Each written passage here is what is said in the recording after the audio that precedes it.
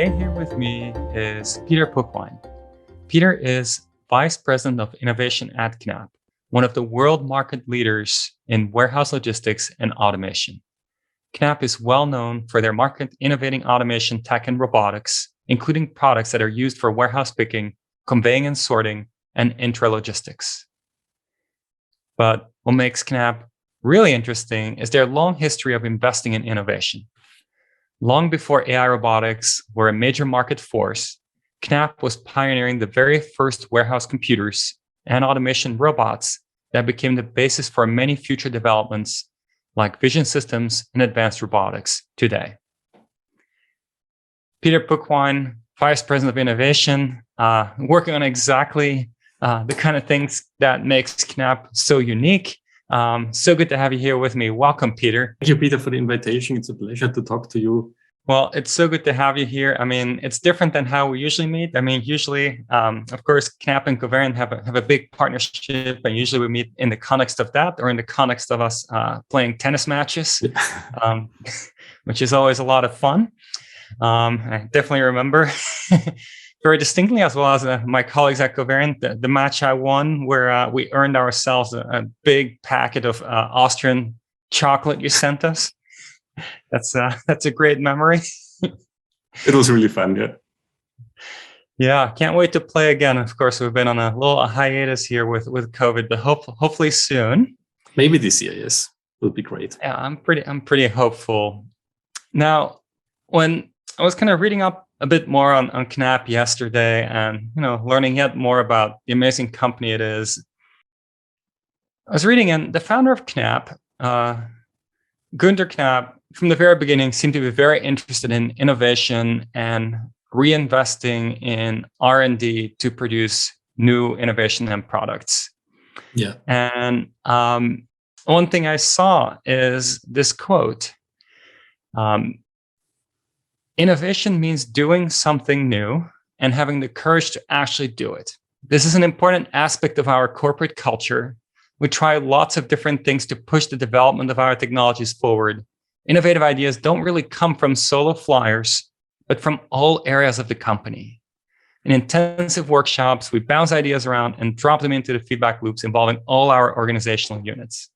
And that really intrigued me because you're heading up innovation. And I'm kind of curious, when we look at a big picture, what is the organizational structure that you are putting in place to maximize your ability to innovate? So back to Gunter Knapp, who was the founder of the company in 1952, so a long time ago. And I would say it was a startup this time in 1952. And as you said, it was an inventive genius. And just to tell the story, because it's funny, the first machine he invented was a donut filling machine. So in Austria, donuts don't look like in the US. It's a donut without a hole, and the machine put jam into the donut, and that was the first machine which was invented by Gunter Knapp. And this DNA from Gunter Knapp is still in the company. And yes, my department is named innovation, but that doesn't mean that all the innovation comes from this department, and that's very important. And that's how we are structured and organized. So new ideas come from everybody. They come from the sales department. They come from planning departments. The ideas come from customers, and we take the ideas and discuss with him. So it's a very broad range of inputs we collect and try to put together. And then we try to design the best ideas and really find the solution for our customer out of the best ideas. So that's the way we are working. In the innovation department, sure, we have a typical organization like mechatronics development and software development. So we became really big in software development over the years. So most of our developers are already software developers. And and what we are trying is, and I think a lot of companies are doing this in a similar way, is we have teams, we call them future teams, and that are teams which are allowed to really think about new ideas and to get a budget for it, and they can try it out. And we do this with nearly every new idea, and we put it into our intranet, and everybody is allowed to apply for this. It's it's not just for developers, it's for everybody. It's all for our logistic experts and sales guys and so on. So everybody's allowed to apply for this. And then we really try to find out, is this a thing we could really put into a real life product? And that's the way how we are working. And as soon as we decide with our management board together that we will go this way, then we jump into a normal development process and really try to build industrial products out of it. So that's the typical way we are thinking and we are working. That's so interesting. So you're saying that if somebody maybe is visiting a customer and they see something the customer could benefit from, they have a new idea, they can just put it on the company intranet and maybe start a whole new effort pushing that direction. Yeah, so the idea is taken from the customer, and then we are discussing it internally. And if we see it's interesting thing, then we really search for people for this future team and really try to start a prototype development. And yeah, it's no matter if it's a software thing, it's a robotics thing, it's a system solution thing, whatever. So we're not just focusing on the product, on the technology. The goal is really to build solutions for our customers, and that includes everything. It's not just the technology; it's all the processes behind, which are mostly mapped in software and so on. And yeah, I think that's a very funny way of developing things. And typically, what people don't often see when they think about logistics is that we have nearly all technologies here. So that makes it so interesting. So it's robotics, it's image recognition, it's high availability, database servers, it's a lot of software stuff. So it's really fun to work with this kind of technology. And there are not a lot of businesses where you really are able to deal with all these different technologies and really combine it together to new solutions. Now, that's so interesting that you bring up how many people work in software and the wide range of innovative work that's happening at KNAPP. Yet in 1952, it was a startup at the time, and it had a first product, which was putting filling into Austrian donuts. We call them Krapfen. That's the German word for it. So how does that happen? How does KNAPP go from being a Krapfen making company to logistics today? What happened along the way there? Yeah, that's are you still making Krapfen today? No, we don't. We just eat them. We don't produce them by our own. But the story after the founding years in the 1960s continued with the first conveyors. So Gunter Knapp really built conveyors for specific industries, and then going to the 1970s and 1980s, there were the real international customers which were focusing on the healthcare business. So the products at this time were automated picking systems for the pharmaceutical wholesale. And these solutions are just like a fully automated machine ejecting boxes of drugs and filling them into boxes and delivering them to the pharmacies. And this is the major product that was invented here. And with this invention of the A-frame auto picker, really Knapp went international, and a lot of customers in the pharmaceutical wholesale have installed warehouses with this kind of system.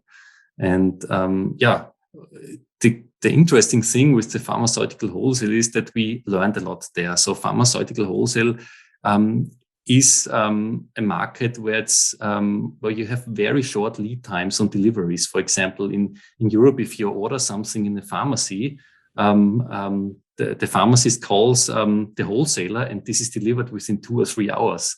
So that's a very short period of time, also compared to that what we have today. And for this, it was necessary really to build machines which were very robust. So it was not possible that these machines failed for 1 or 2 hours. This was unacceptable, and we had to reach a very high quality in the picking. So errors shouldn't have happened there. That was a really tricky thing. and also the software behind, which was connecting to the systems everywhere. It was the request from the customer to be very efficient, to be very stable, and to be a long-term partner there. And that, I would say, with the pharmaceutical wholesale, we really learned a lot, and that is still in our DNA and was the basis for the success of KNAPP. That's so interesting that you start in pharma, yeah, and they have these 2-hour, 3-hour delivery times, which is kind of exactly what every other business is striving for today. But you were doing this how long ago? It was in the 1980s. So these auto pickers went started in the 1980s, and that it's still a major product of KNAPP still. So this is standard in the pharmaceutical wholesale to have this kind of machines. And the business is a little bit different from US compared with Europe, because we have we directly give the drugs in small packages to the customer. In Europe. In the US, it's single pill picking, and that's a little bit the difference. But from the quality and from the requirements, it's nearly the same. So and we are proud of this because it's still a big part of our business. And we have very, very long-term partners and customers here, which buy solutions at KNAPP for 30 years or longer. And that was the stable basis for the success. Now, Peter, I'm curious. When you talk about pharmacy, I think people definitely, everybody, definitely me, has thought about, I need something, I want it now because the doctor prescribed it, I want it right away. But other than that, at least myself, until we started Covariant, wasn't thinking too much about logistics. Logistics was this thing behind the scenes that, it's logistics, and it's kind of a bit of a thing that you don't know many details about. But then, of course, COVID-19 hit, and all of a sudden, there's no toilet paper in the store, and everybody started thinking about logistics, right? And where does everything come from, and how does it get there, and will it still get there tomorrow, next week? Will it run out? And so I'm really curious, as a company that has been in logistics since decades ago, and then doing this kind of couple-hour order to delivery time in pharmacy since the 80s. Like, how was it from your perspective and a KNAPP perspective to see logistics so in the spotlight? And did you have any warehouses that were delivering toilet paper to stores? And was there anything special happening there? So the COVID time was sure very, very stressful also for us, because we have a lot of customers which are in the food supply chain, as we already talked about, in the pharmaceutical supply chain and so on. And we did everything to support them the best we could for the COVID, because they had so many orders, and it wasn't possible that the system could fail here. So our customer service did a great job to support all the customers all over the world in the critical supply chains, to really take care that not only the toilet paper, but also more important things are delivered to the customers and also to the shops. So that was the main thing we had at COVID. So very, very intensive and great customer support, which was requested for nearly every customer. Now, this might have been, I don't know, maybe the first time that many of your friends were curious about logistics. And I'm kind of curious, when did you get excited about logistics? Did you, as a kid, already dream about being in the logistics space, or how did that all start? So how did it all start? That's a good question, Peter. So just a few words about my history and how everything started. So I would say everything started in the year 1987, around this, because my brother and I got as a present from our father a Commodore C64, which was home computer at this time. And my brother and I were very interested in programming and doing all this stuff.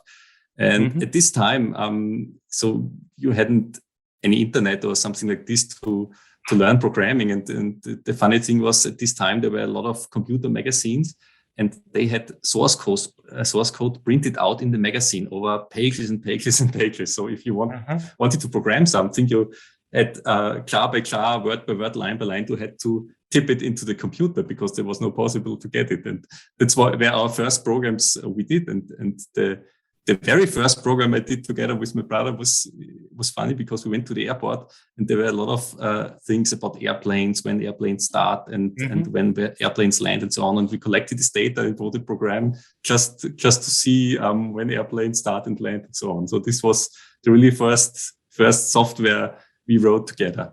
Yeah, and then later, after high school, I already did a lot of programming because I really loved programming and was very focused on all programming languages which were on the market at this time. And then I decided for me to study mechanical engineering economics, because I said, okay, I love programming, but I just want to learn more from the mechanical and electronical side.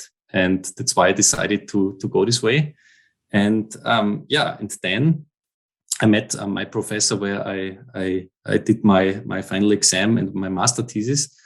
And he had a very nice topic for the master thesis. And that's very connected to this, what we are doing. It's now 20 years ago. But we had at the University of Technology in Graz, we had mobile robots that were playing soccer against each other. And so we had 3 robots in a team playing against 3 other robots. And the problem at this time, it was 2001, 2002, the problem, we didn't have really good cameras, no high resolution cameras, whatever. So we decided to use ultrasonic sensors. So we had on each robot, we had 24 ultrasonic sensors looking into 360 degrees. And there was a huge problem, because all the robots fired ultrasound in all directions, and we got a lot of crosstalk. So every sensor was interfering the other one, and there was nothing. So we didn't see anything. And for my master thesis, I wrote an algorithm to filter out all this noise and to really be able to navigate and to see things with ultrasonic sensors. It's a complete different technology to today, but it's the same problem we had then. And then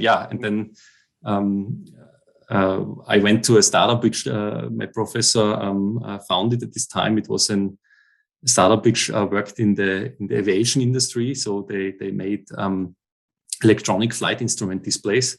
And this was very interesting for me, because I learned a lot there. So it's real-time operating systems, a lot of testing, code coverage, whatever. So it was really interesting to me. And then some years later, I changed to KNAPP because I also wanted to see different things. And I also started as software developer at KNAPP and did a huge part of the last generation of the auto pick of the A-frame for the pharmaceutical wholesale.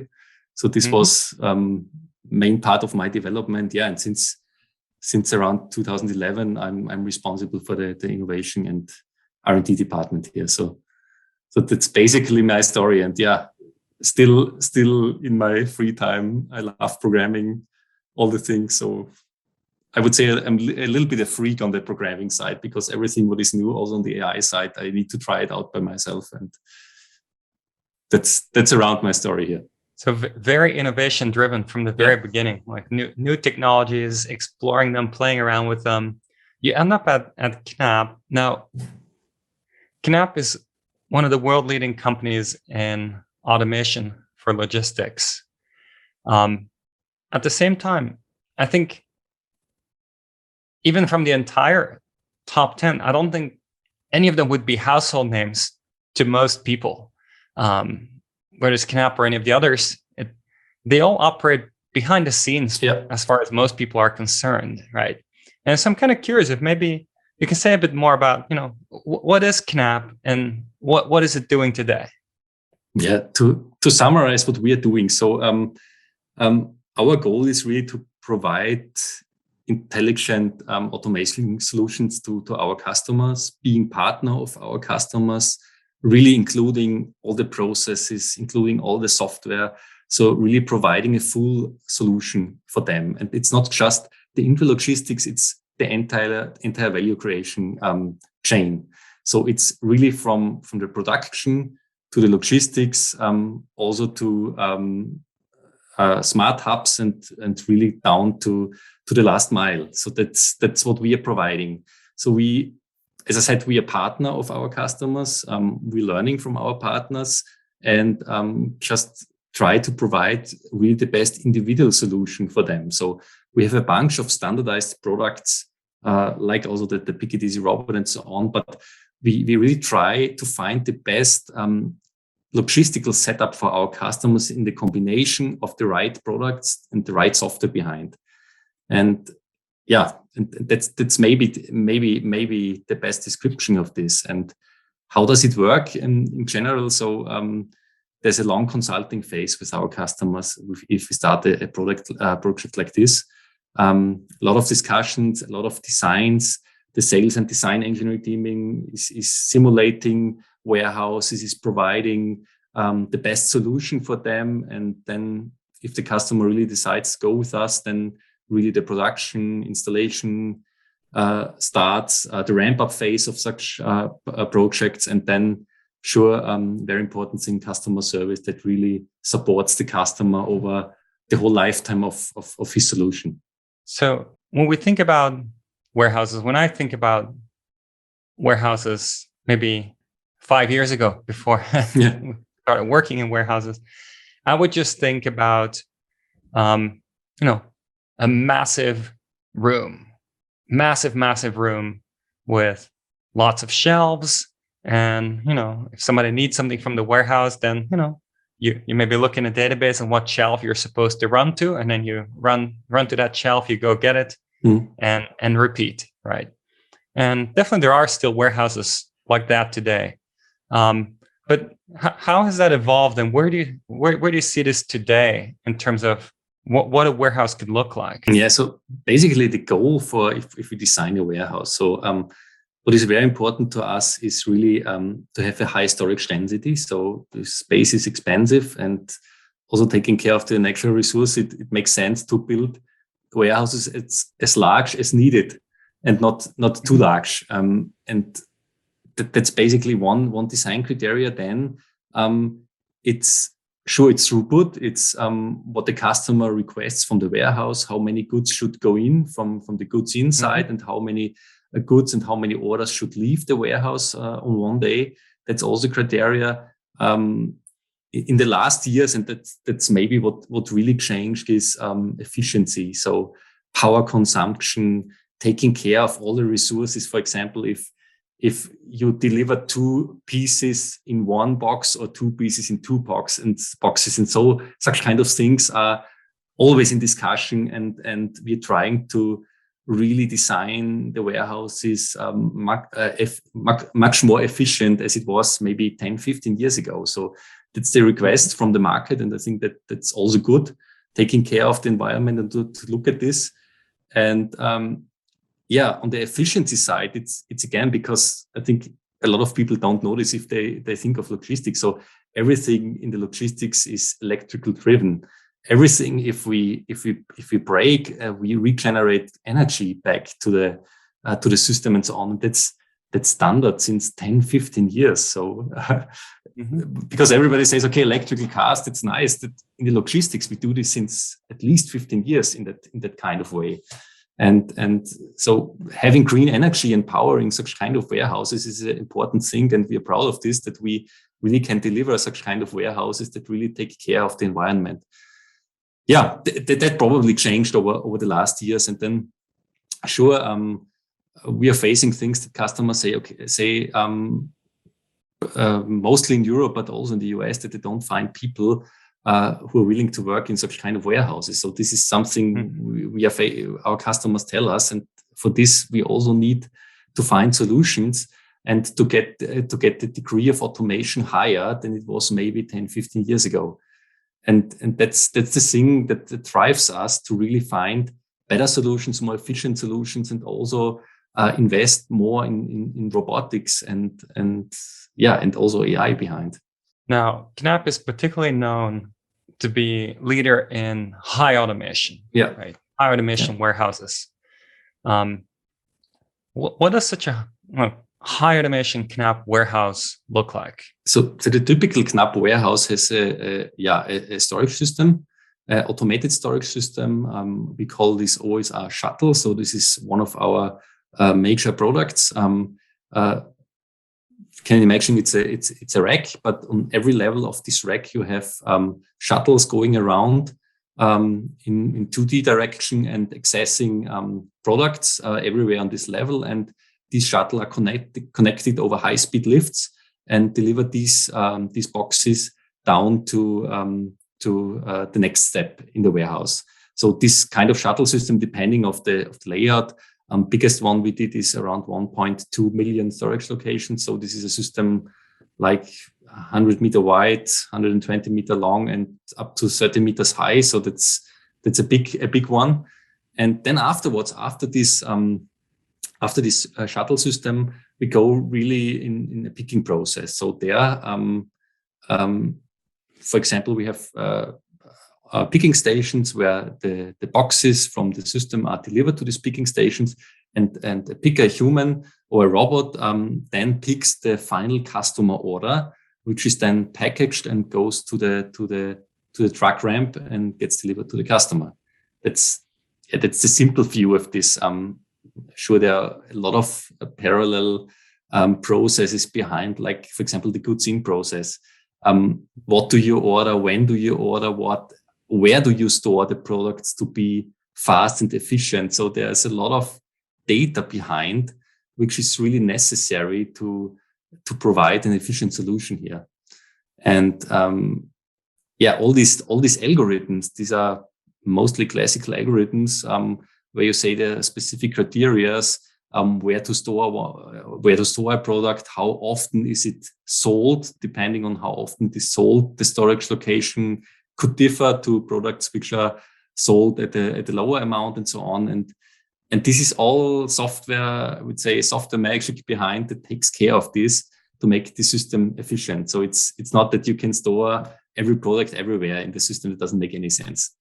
Yeah. So now thinking about the visual here, you describe effectively on the biggest scale, there's all kinds of scales, 2 football fields worth of storage, 30 meters high, a massively dense grid with storage totes in there, and then robots on rails that zip around and retrieve things from this grid and then bring them to where the picking and packing areas. Now, the thing a lot of us have seen for many years and often is in the news, of course, is Amazon's setup, because Amazon is kind of the most visible place for a lot of us where we go buy things online, and then we can see these videos of these Amazon robots that are not on rails, and they bring shelves to the picking and packing area. And so I'm curious, what do you see as the trade-offs between robots that retrieve entire shelves and bring them to pick and pack area versus the robots on rails that retrieve boxes with goods and bring those to the pick and pack areas? Yeah, so basically our goal is, as I said earlier, it's to be really efficient, and our strategy behind this just moves things you really need to move, and that's the idea behind. So if I need to fulfill an order, I try to get a tote with just the products that I need, and not for example moving racks around. So that's a different approach. Just so it's in different fields, it makes more sense maybe to travel with the small racks around, but I would say in the really high speed and it can be that it's not so efficient and that maybe you don't get the throughput out. But I don't want to compare us with Amazon, because Amazon is a completely different company than we are. It's also a little bit bigger than we are. And so we are partner of our customers. So we support our customers to be, for example, good e-commerce companies, whatever, or shop delivery companies, whatever. So don't want to compare with Amazon, because there are so many technologies out there, and for every technology there's a market, and it mostly depends on how what kind of products you have, what kind of orders you have. what is the number, we call them SKUs, what is the maximum number of different products you have to store. So there's so many different things you have to consider. So there's no way to say this is the better solution or that is the better solution without knowing the details. So it's different approaches, yes, sure. And for both approaches, I think there's a place. I fully agree. And I am curious though, because with a company like Amazon, we know when we click online that we get an Amazon warehouse kicks into action, and an order gets fulfilled in the background. I don't think too many people necessarily know when they click on an order online on a different side that actually in the back, a KNAPP warehouse kicks into action for them.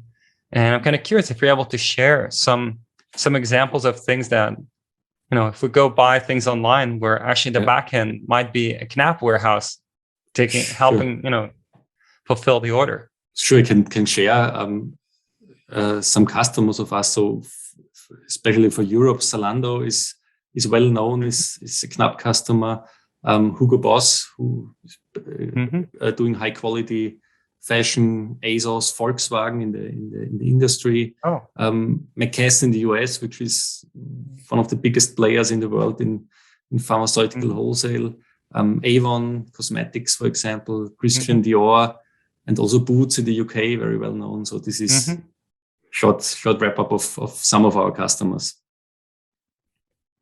So that's so interesting, but the branding is very different. Like, I guess when you go online to Hugo Boss, it wouldn't say KNAPP is, in the fulfillment process, the way you might see it's delivered by, FedEx or something. Yeah. It just all happens behind the scenes, integrated with the customer.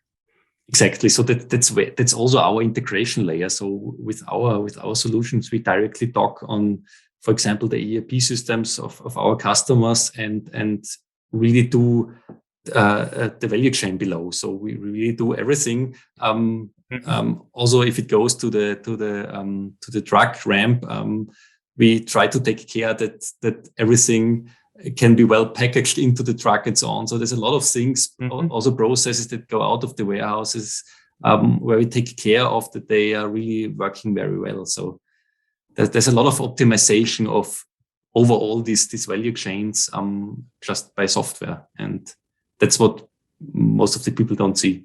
So I'd like to double click on that because I'm really curious about that, because definitely, the initial impression when you think about warehouses is physical goods go from a storage location into a box that gets shipped off or into a truck that delivers to a retail store. But what you're saying, Peter, is that actually, even though there is the physical, a lot of the important stuff happens in software. Why is that? And exactly, why is that so important? I think that's maybe to go back in time a little bit. There's a huge thing that happened after all the automation stuff in production industry arrived. So starting with the industrial revolution with the steam machines and so on, a lot of things were automated. It's like welding, painting, some assembly and so on. And these are all stages. So every stage in this assembly process, for example, does the same. So it's just a repeated movement, repeated things that happen there. And I think that the big difference to the warehouse, to the warehousing is that there are so many factors that you don't know. So a lot of factors that influence the system at any time, and you have to react on it. So not everything is predictable. For example, if you have bad weather outside, a lot of people buy clothes for rain, for example, or umbrellas, whatever. So this is something you don't know maybe 2 days before. So you must be able to react on such kind of things. And also priorities. So if, for example, a customer makes a sale for white t-shirts online, for example, you need 100,000 white t-shirts and the last day you just need hundreds of them, for example. So all the information changes, the request for the stock changes and so on. And it's very, very high dynamic.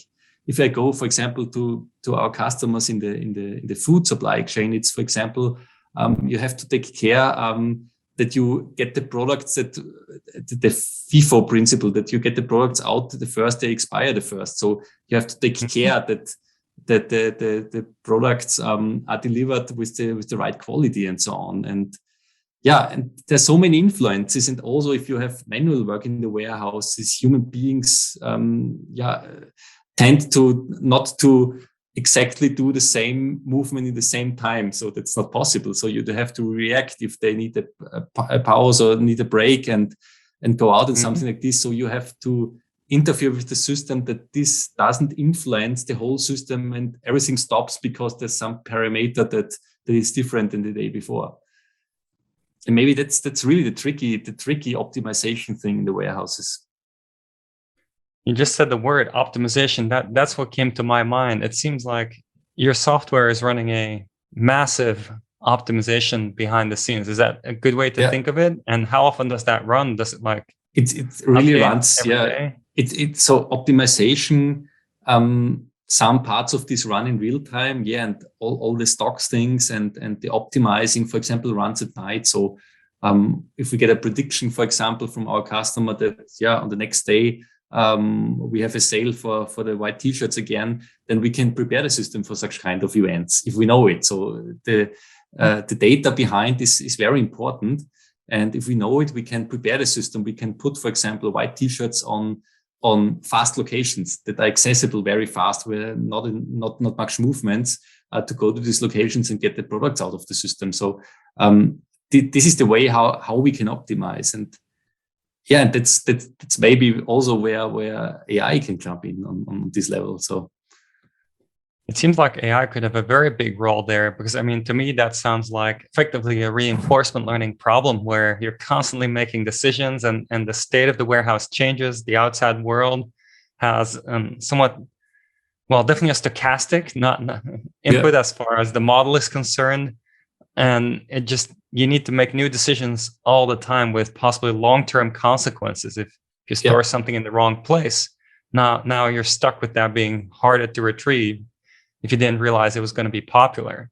Absolutely, Peter. It's a very, very good thing for AI here. And if you talk about reinforcement learning, that's exactly what I think, because with reinforcement learning, it's really possible with the right information, with the right rewards to train models that exactly take care of these kind of things, of these kind of parameters where you can optimize and you can train it.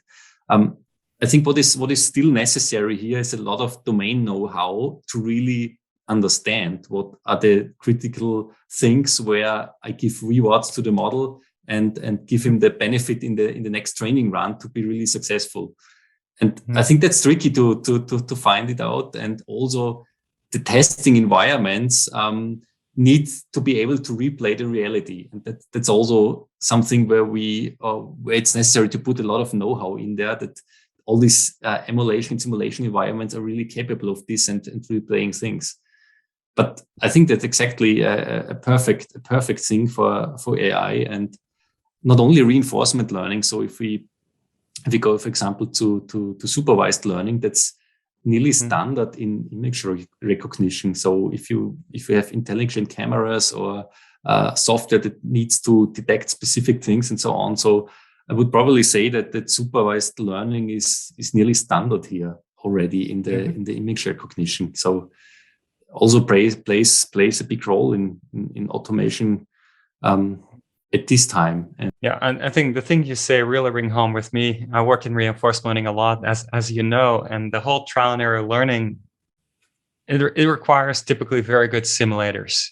Yeah. Because if you don't have good simulator, well, if you have to run everything in the real world, that's costly, it's slow. So you need a good simulator. But if you train in the wrong simulator, then the result is optimized for the wrong situation, and you don't get the optimal results on your actual real world deployments that you're doing.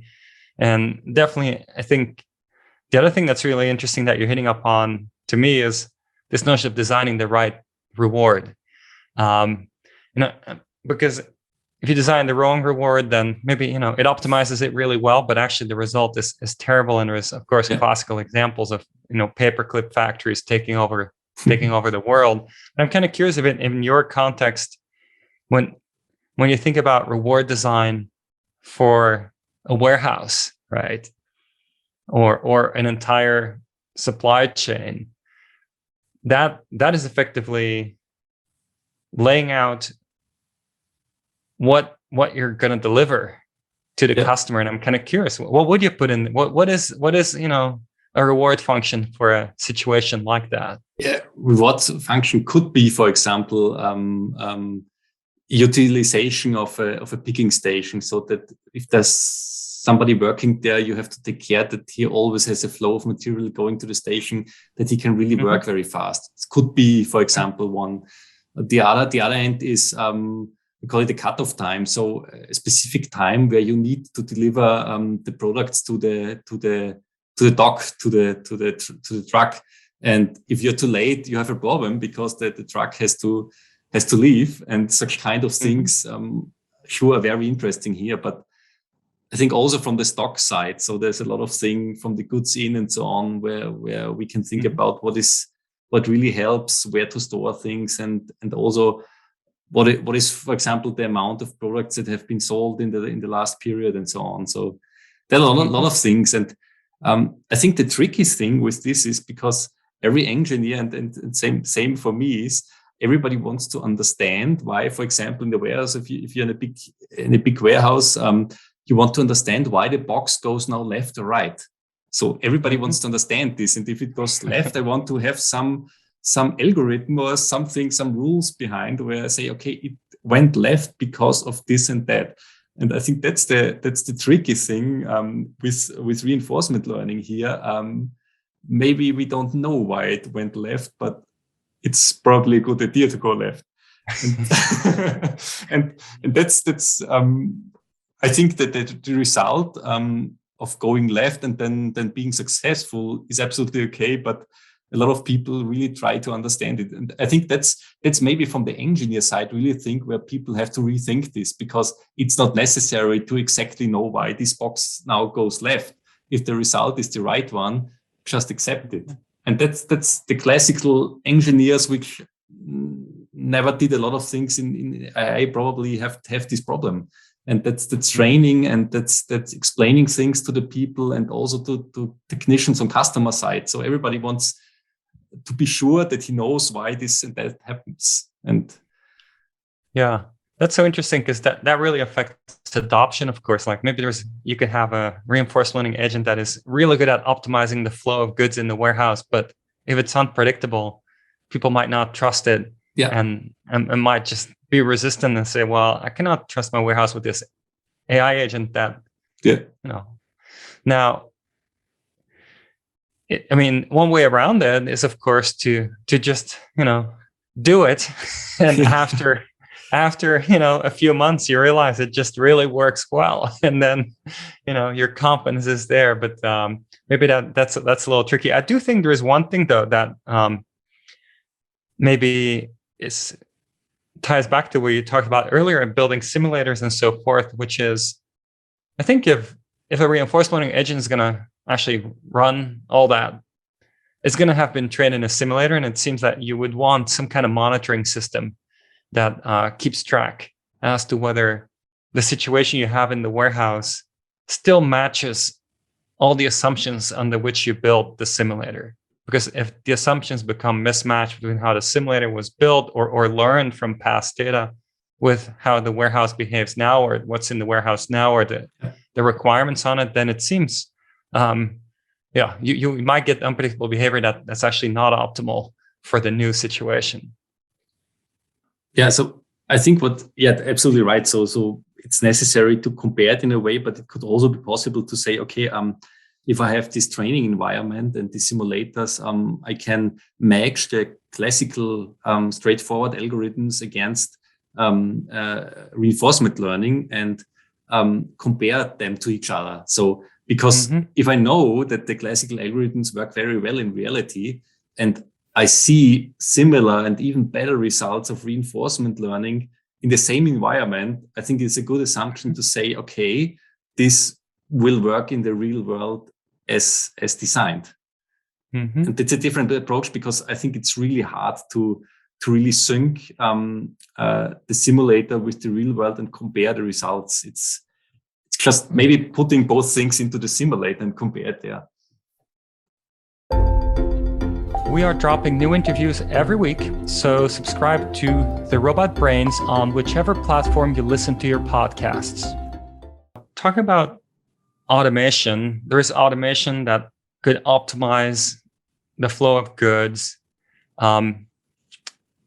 When I Googled KNAPP yesterday to refresh myself again on the latest you have on the website and so forth,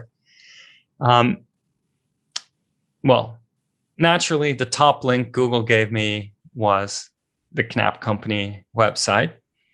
But interestingly, it did not give the KNAPP company homepage as a top link. And I verified this in the incognito browser. I had to, because the top link was actually KNAPP Solutions/picking.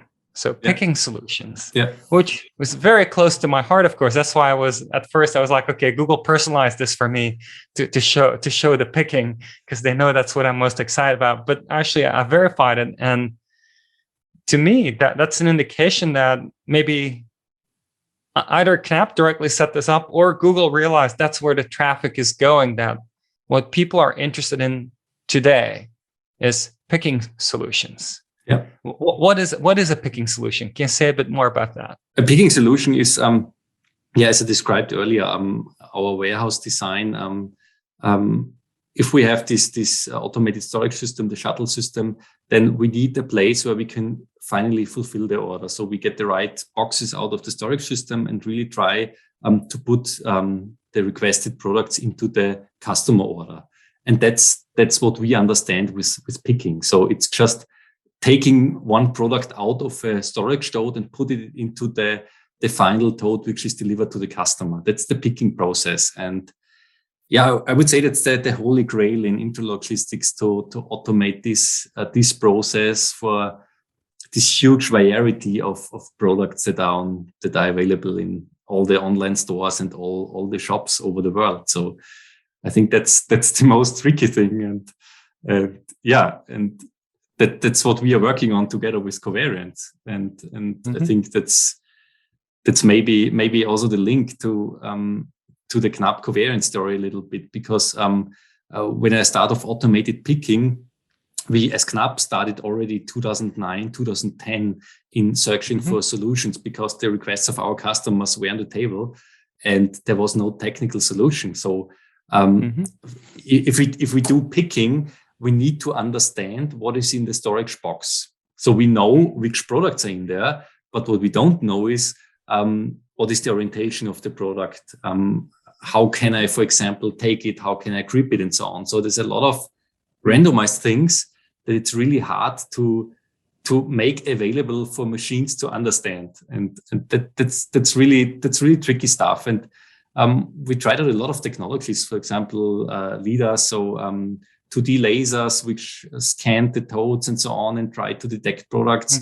That works well for simple things, but as soon as you have something with a plastic bag or shrink wrapped, whatever, you have so many reflections that you don't find this type of products in the box. So then in 2013, 14, the first really industrial grade 3D cameras came out, and we tried it out and had similar problems, because with all the reflections on most of the products, it's really hard to get a grasp on the product, because you have some I would say ghost images hovering around somewhere, because these are made out of the reflection. So it was really, really hard to find a technical solution for this. And I think finally, we also we're talking to a lot of companies and startups and so on. And we also find out that it's, you see a lot of nice videos also on the market where everything is fine, but nobody at this time really had a solution which is working in real life. So everybody just showed videos where you have simple products, or the videos were cut to filter out the things that didn't work and so on. So that's really hard to achieve. And I think with with our inventive DNA, we didn't stop working on this because we wanted to have a solution for this. And maybe that's a little bit the KNAPP Covariant story. And then of our robotics team, so we already had a team 100% focusing on this, was on the GTC conference in the Bay Area in 2018. And they visited your keynote there. And Christoph and his team, they were extremely impressed about reinforcement learning and everything you presented there. And so when they came back, they talked to me and said this was so impressive. And some weeks later, I visited you in Berkeley, and we had our first discussion about maybe how we could solve this holy grail of interlogistics together. I remember that really well. I remember Christoph coming up to me at NVIDIA's GTC and being very excited about if we could maybe do something together. And I remember at the time, actually, I was still very naive and, and didn't know what I know today. And I was like, this sounds pretty cool. But I've seen videos of order picking. Well, it's not really order picking, but demo attempts with carefully orchestrated videos built around it of order picking. But I didn't know that, and so I was like, man, it's interesting, but I feel like I've seen that happening. And then you came to Berkeley, and I think you used the exact same phrasing that you used today. You said, the holy grail for intralogistics right now is going to be how to automate the picking. It's the thing that is just the bottleneck right now. And I remember telling you at the time, well, Peter, I've seen videos, and it's in that conversation actually that you convinced me that this was not a solved problem at all. Until then, I thought, well, I've seen the videos. It's probably taken care of. At Covariant, we should work on other things because there's so many other things to do. But you said, no, this is the first problem. This is the most important problem. It's the first one that needs to be solved. And you said, we visited many places, and the reality doesn't match the videos essentially. And we need something that works reliably. And that for me was really intriguing at the time. Because like, wow, that's so interesting. You've traveled the whole world, how every warehouse works pretty much, and you're telling me that this is the thing we should be doing and try to figure out together. And here we are today, of course, doing those things. But that conversation was pretty big in my own trajectory in terms of realizing how hard a problem it actually is. Because of all the variation, so many SKUs changing all the time. It's a super hard problem and really fun and exciting, all the progress we've made together. Yeah, absolutely. So I would say we really enjoyed the time since we met the first time in Berkeley. And I think we did this stage together a very, very great, successful story, because we have the first fully automated picking systems out on the market. They are running in live operation. So that's, for me, really, really impressive. And I think it's a very, very successful story. Yeah, I'm super excited. I mean, to me, it all came full circle about a year and a half ago when we're, just let a reporter, New York Times at the time, just visit a facility where we deployed Covariant KNAPP Pick It Easy robot system, and we just let them watch it the whole time, let them record their own video. Whole day, whatever they want to do, talk to anybody there who's seen the robot, and get the real story of how well it works. And I feel like that really got us confirmation that we are where we want to be. So it's always fun for me also if people of my family ask me what is AI and how does it work in the robots, and people just always think you're predicting the future with AI. I think no, it's not predicting the future. Let's compare it, for example, Peter, with our favorite sports with tennis. AI is not capable of predicting the next Grand Slam champion. I think not today, but AI is capable of understanding the game without knowing the rules and making a machine able to play against the human, for example. That's AI for me. It's not predicting the next 20 years what will happen. It's really making understanding the world for machines, and that's for me the power of AI, because telling a machine. I always take this example. For example, if I have the robot and a robot needs to grip a glass. So glass is a very, very critical thing to grip. And as a human, and that's the main point. As a human, we just do it. We just take the glass, but nobody thinks about how does it work. And if we think of a glass of water standing in front of us, we don't go with both fingers, with the trigger finger and with the thumb, 5 millimeters from the left and the right to the glass, and the glass is exactly in the middle, and then I close the fingers. That's not the reality, but everybody tries with the robot to do it that way.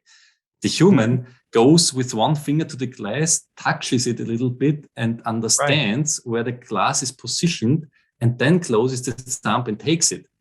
And for all this stuff, I think that the point is it's necessary to understand the world. And that's what AI does here. It understands the world and gives the feedback to the machine, which can then interact with the product and can take it.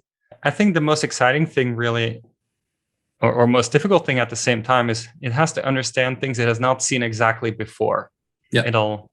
It's trained on some data. It's not exactly what it'll see in the future, but somehow, it's sufficiently related that it can still make good predictions and good decisions in these future situations. Now, AI is, of course, the modern software in many ways, right?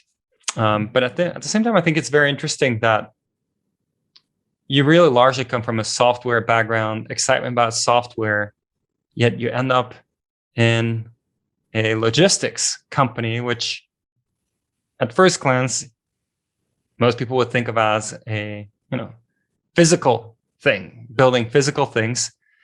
But software has always played a massive role at KNAPP.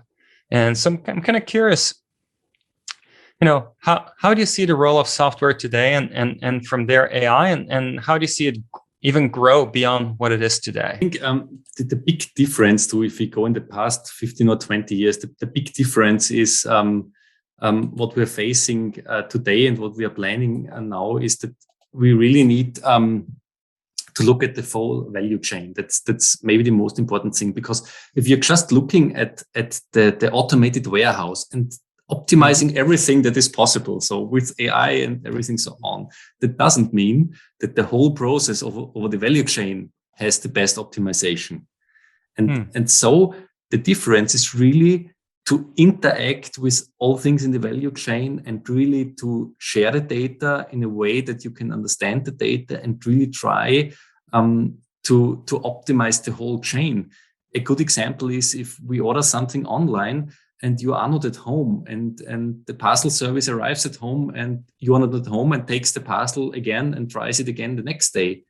Every kind of optimization we did in the warehouse doesn't matter at this point anymore, because we were optimizing time slices of seconds, of minutes to be fast enough. And then we lose one day because nobody is at home.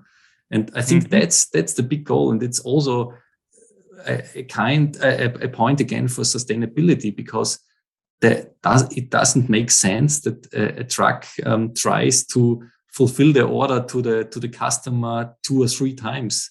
That's a completely thing where we waste resources. So that's not the way we are thinking. So we really try to understand the whole chain and really want to optimize over the whole chain, that really we have a benefit out of it.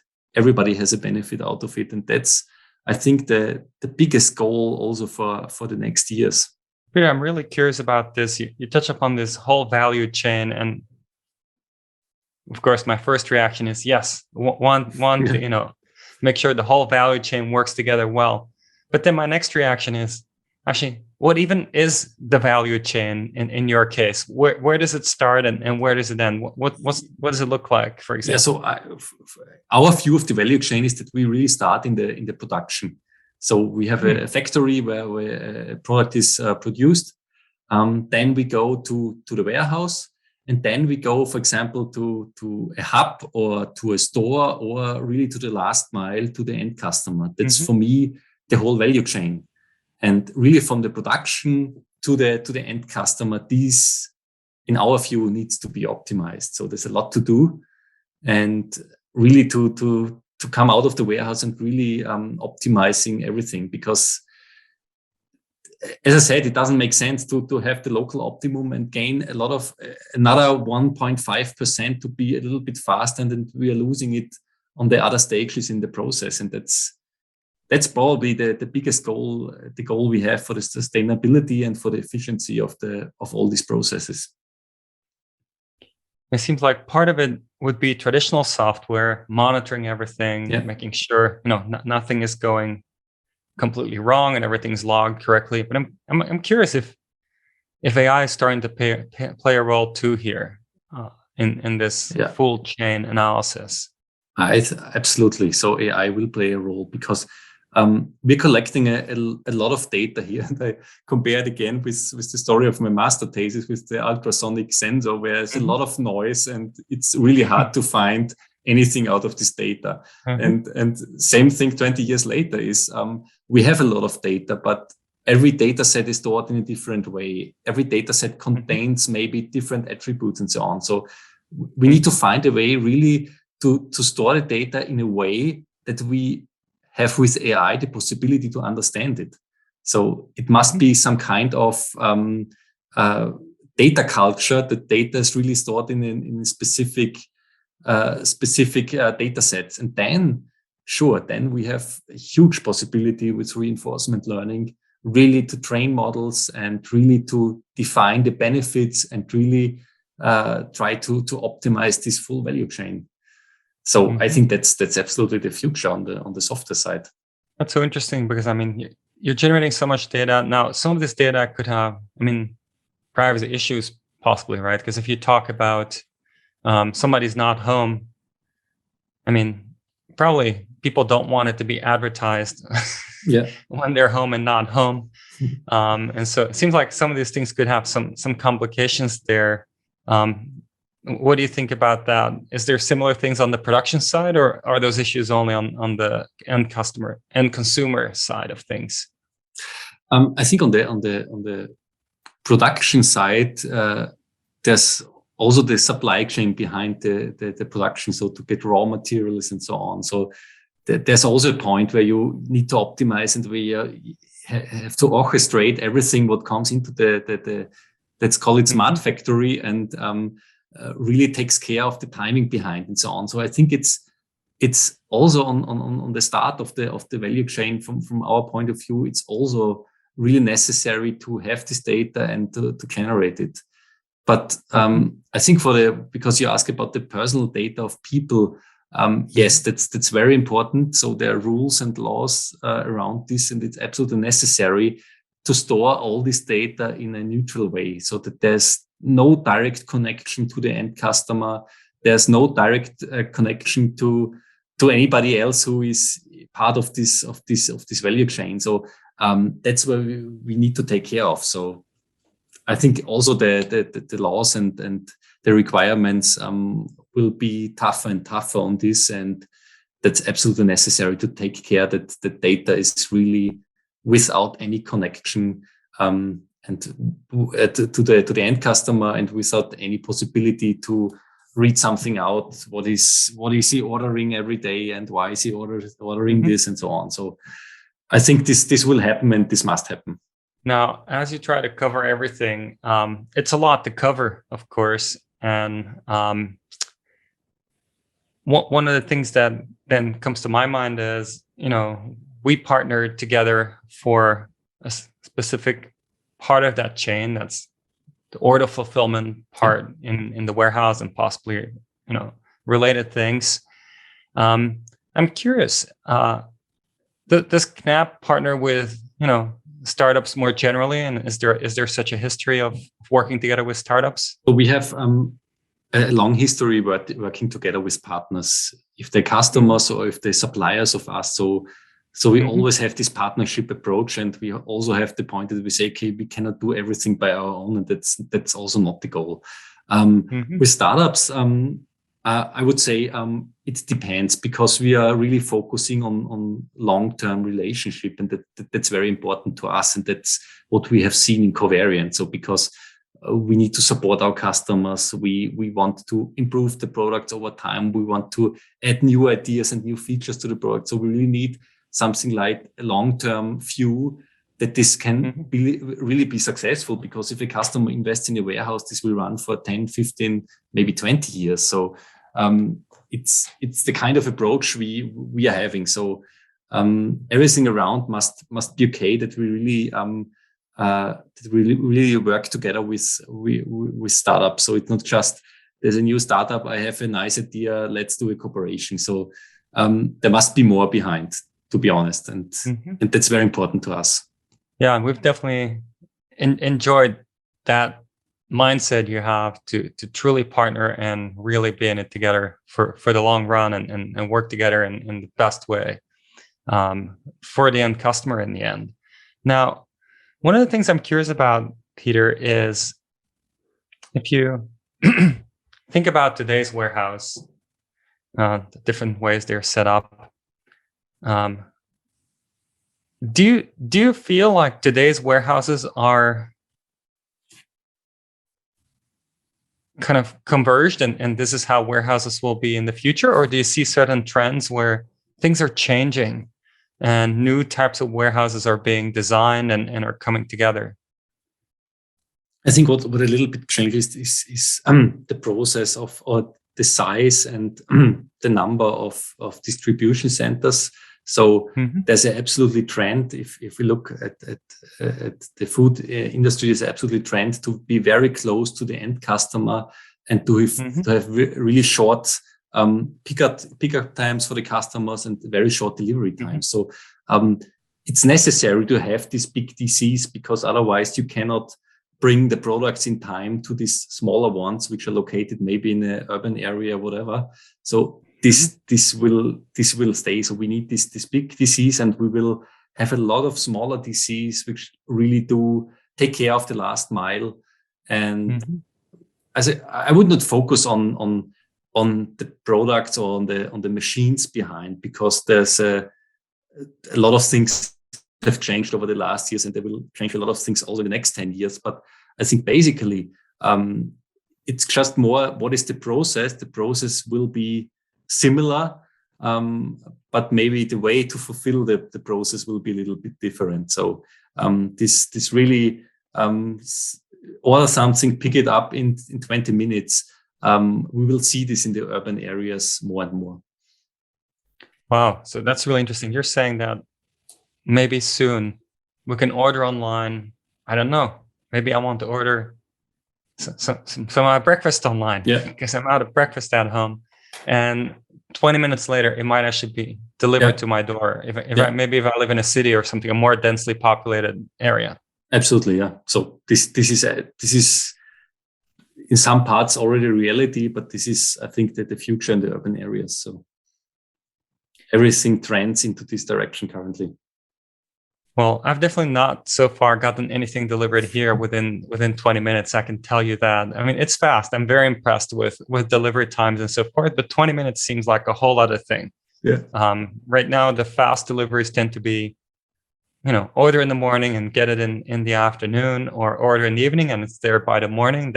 That's fast, but there's still a little bit of planning ahead there. And it seems like it could really change the way people think about what they buy. If you can get it in 20 minutes, you really don't need to plan ahead much. Yeah. It seems like that would be a very big change. And it's from the process side. Yeah, it will be a little bit different. Yeah. So, but it's also evolving. So it will change in small steps and so on. So it's not just the big change in the industry and tomorrow everything is different. I think that's not the way how this value chain works. It's a long-term thing, but there are always small changes we nearly see every day. Now, in one of the earlier episodes on the podcast, we had Keenan Weierbeck from Zipline, and they do drone-based deliveries. It started with medical supplies, especially blood in Africa, but it's now also delivering pharmaceutical deliveries, I believe, for Walmart in the US. I'm curious, as you think about that, are you seeing KNAPP warehouses with a kind of landing area and takeoff area for drones coming up anytime soon? Are you able to say anything about that? It's for me, it's hard to see that this will be the future, because if you look at a bigger DC where we deliver, for example, 500,000 units per day out of this, and we are thinking about how many drones we would need for just one DC to deliver this, I think we wouldn't see the sky anymore. So it's for me that the drones absolutely make sense in such kind of delivery of pharmaceuticals to islands and so on. That's absolutely okay and a really good thing. But everything with drones, I don't think so. So drones will play a role. They will play a role for specific topics, but I think it will not be the standard solution. So otherwise, it will be hard really outside. Nothing but noise from drones otherwise. Yeah, that's so interesting to get your take on that. So Peter, we already, of course, see AI play a very big role in automation of order picking through AI for robotic automation. But thinking beyond order picking, what do you see as the role of AI in logistics in the future? So I think AI will have a very bright future in logistics because there's so many data available everywhere in all, as I talked earlier, in all the value chain spots. There's so many data available, and it's not possible really to analyze all this data with classical statistical methods or with classical algorithms, because they are changing so fast, they're changing so much. And AI is a perfect tool really to take care of this data and really to decide the things in the right way. And I think the data, it will become more and more data. So currently every sensor is tracked, every product is tracked, everything in the warehouse is tracked perfectly. We have all the details, but we cannot predict everything. And that's where this, I would say, models really, really help, because it doesn't matter if, for example, you have a sale tomorrow or if it's bad weather and people order different things and so on. AI can learn this, and AI can predict this in the right way. So it will not be the real cut that tomorrow every algorithm is AI, and there are a lot of algorithms that maybe don't make sense to do with AI, but on the broad range of data is available and deciding the right things, AI will be a major player in logistics software. So that's my look into the future, and it absolutely makes sense to invest here and really to jump into this technology. That sounds really exciting to me, Peter. I think it's also interesting that in many ways it's really bringing you full circle, because you started out programming on a Commodore, and now in your career you are like seeing AI is going to take such a big role in everything you're doing. I think it's going to be a very exciting journey. Absolutely, yeah. So very, very interesting stuff too. So makes really fun to invest in such kind of things and really to play with the technology. And that's what I can tell everybody. Just play with the technology and try it out. That's the best way how to learn it and really find great partners like Peter and like Covariant. Well, Peter, thank you so much for joining us for the podcast. This was a real pleasure. Learned so much about you and KNAPP, and thank you so much for being on. Thank you, Peter.